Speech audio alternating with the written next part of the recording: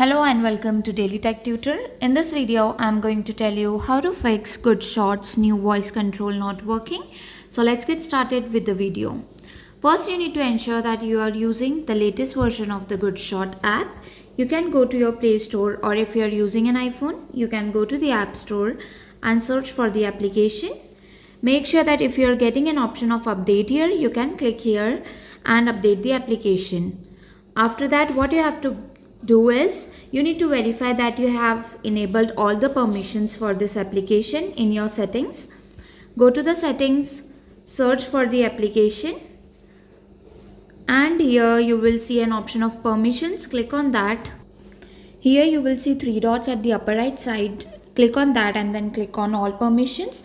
Make sure that your microphone is enabled and you have allotted all the permissions to this application.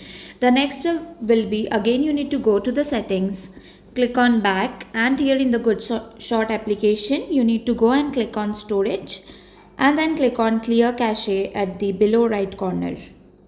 If this also do not work, what you can do is try to reinstall the application again, and this can just solve the issue.